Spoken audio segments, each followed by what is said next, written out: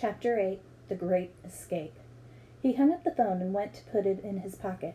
As he did, Frankie twisted and shook free from Mark's grasp. The bag landed on the carpet, and Frankie started to roll for the door. Yes! Frankie was escaping! Mark walked over to Pradeep and me and tapped the goldfish bowl above our heads.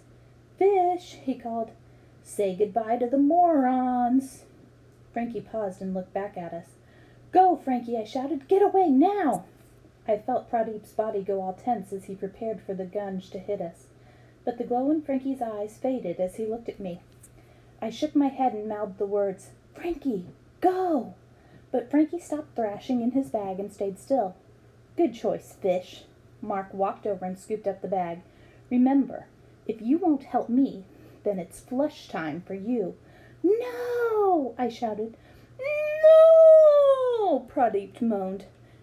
"Fishy!" Sammy squealed and held out her hands. "Now let's get ready to hypnotize Mom when she gets back," Mark said as he strode out of the room, clutching Frankie's bag tight in his fist.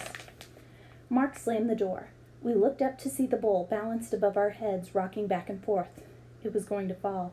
I felt Pradeep trying to reach up to grab the knot in the belt around us, but his wrists were tied too tight. The bowl wobbled more with every move we made.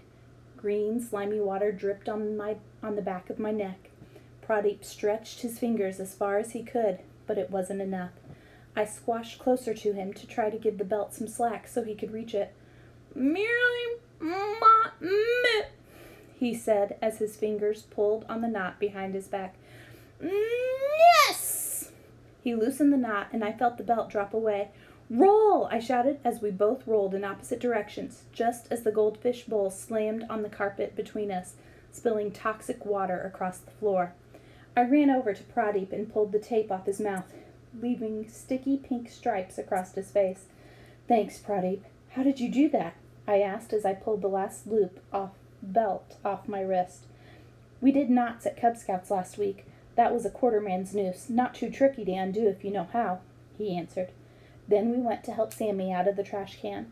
She hugged Pradeep around the neck as I eased Chewbacca off her bottom. "Now to get Frankie," I said. That's when we heard it. A sound that I never found terrifying until that day. We heard a fatal flush. Chapter 9. The Fatal Flush. We all ran to the bathroom door to listen. "You see, Fish," we heard Mark say, "that's where you're going unless you help me." Then we heard water splashing. "That must be Frankie splashing around in his bag," I said. "He hasn't flushed him yet." "Swishy little fishy," Sammy chanted. She was still all zombie fish eyes. "We have to get Mark out of there," Pradeep whispered. "His phone," I said. "He'll answer his phone. You take Sammy back home and call him from your house. Tell him you're going to tell your mom, and he'll come over to try and stop you."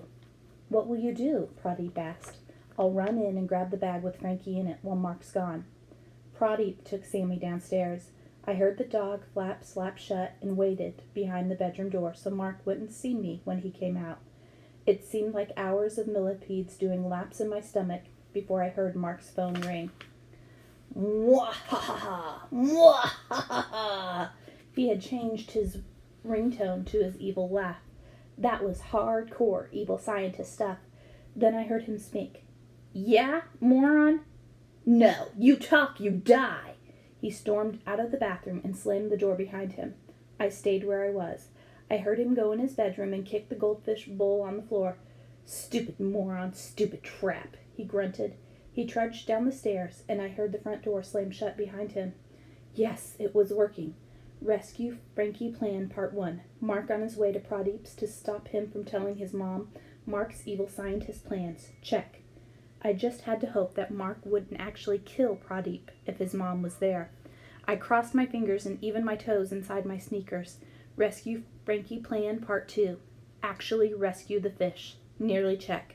I had my hand on the doorknob of the bathroom door when I heard that horrible sound again. I heard the toilet flush. I ran into the bathroom and saw the water spiraling down the toilet bowl. "Frankie, no!" I shouted, but he was already gone.